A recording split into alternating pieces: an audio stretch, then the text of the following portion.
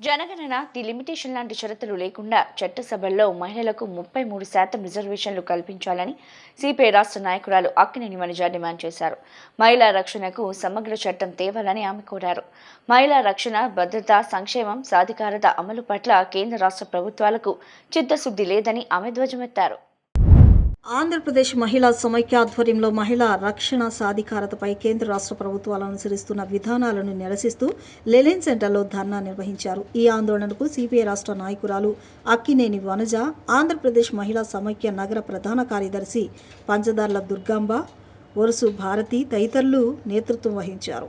ఈ సందర్భంగా వారు మాట్లాడుతూ దశాబ్దాలు గడుస్తున్న మహిళా బిల్లుపై పాలకులు చిత్తశుద్ధితో వ్యవహరించడం లేదని మండిపడ్డారు. మహిళా రిజర్వేషన్ల కోసం డీలిమిటేషన్, జనగణన పేరిట సాకులు చెబుతూ అడ్డుపడుతున్నారని ధ్వజమెత్తారు. మహిళలకు చట్టసభల్లో నిర్ణయాధికారంలో, విద్యా ఉపాధి రంగాల్లో తగిన భాగస్వామ్యం ఉన్నప్పుడే దేశాభివృద్ధి సాధ్యమవుతుందన్నారు.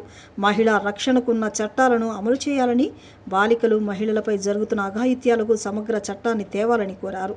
సంపూర్ణ మద్యపాన నిషేధం అమలు చేస్తామని హామీ ఇచ్చిన ప్రభుత్వాలు ఆ దిశగా చర్యలు చేపట్టకపోవడం శోచనీయమన్నారు.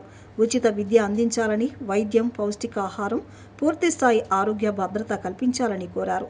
సూపర్ 6 హామీలను అమలు చేయాలని కోరారు. సామాజిక మార్పు, రాజకీయ మార్పు జరగవలసిన ఒక అనివార్యమైన పరిస్థితి ఈరోజు భారతదేశ వ్యాప్తంగా ఏర్పడింది.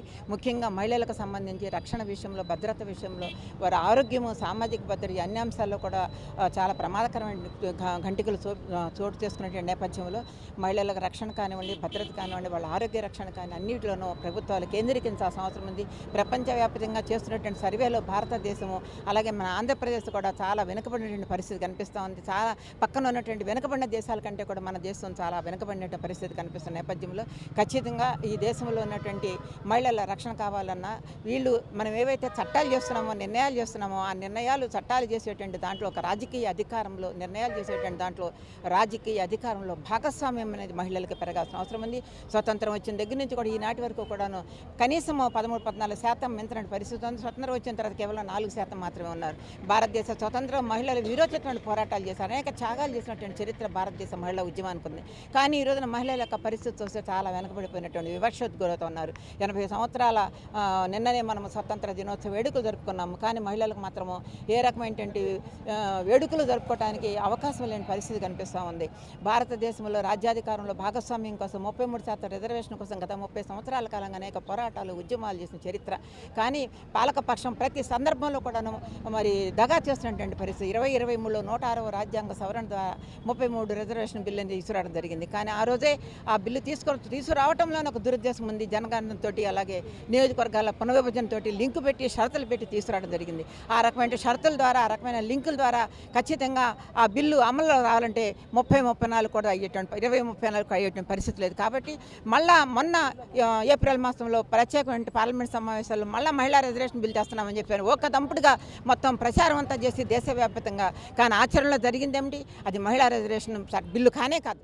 మహిళా రిజర్వేషన్ మీద అనేకమైన పోరాటాలు చేసినా ఇంతవరకు కూడా అది అమలు కాని పరిస్థితి. మోడీ గారు వచ్చి 12 సంవత్సరాలు అవుతుంది.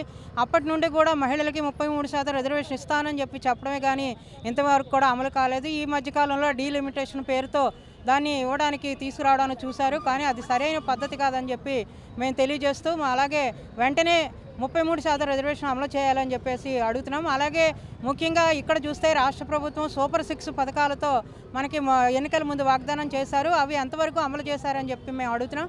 దానిలో భాగంగానే 18 సంవత్సరాలు దాటిన ప్రతి ఒక్క మహిళకి 1500 రూపాయలు అకౌంట్లో వేస్తామని చెప్పారు. అది కూడా అమలు కాని పరిస్థితి.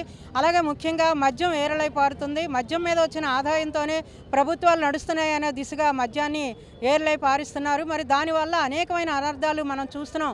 చిన్నపిల్లల దగ్గర నుంచి ముసలి వాళ్ళ వరకు కూడా మహిళలపై అత్యాచారాలు, అలాగే ముఖ్యంగా దాడులు, అలాగే చిన్నపిల్లలు కూడా దానికి బానిస అయ్యి మరి యాక్సిడెంట్లు ఇలాంటివన్నీ కూడా జరిగే పరిస్థితుల్లో మహిళలకి మరి ఎలాంటి మీరు నినాదం ఇస్తున్నారని మేము చెప్పి అడుగుతున్నాం. మరి ఎన్నికల ముందు అయితే మేము నిషేధిస్తామని చెప్పిన ఈ ప్రభుత్వాలు ఇప్పటికి కూడా దాన్ని నిషేధించే పరిస్థితి కాకుండా దాన్ని పెంచి పోషించే పద్ధతిలో తీసుకెడుతున్నారు. అలాగే మద్యాన్ని వెంటనే నియంత్రించాలని చెప్పి మేము కోరుతున్నాం. అలాగే మరి మహిళలకు విద్య, వైద్యం అందుబాటులోకి తీసుకురావాలని చెప్పి సరైన మరి వాళ్ళకి ఉపాధి అవకాశాలు ఇవ్వాలని చెప్పేసి, అలాగే అంగన్వాడీలో మరి ఇలా కొన్ని చోట్ల పనిచేసే వాళ్ళందరికీ కూడా సరైన జీతాలు ఇచ్చి వాళ్ళకి ఉద్యోగ భద్రత కల్పించాలని చెప్పేసి మేము మహిళా సమాఖ్య డిమాండ్ చేస్తూ ఈరోజు నిరసన కార్యక్రమాన్ని తెలియజేస్తాం.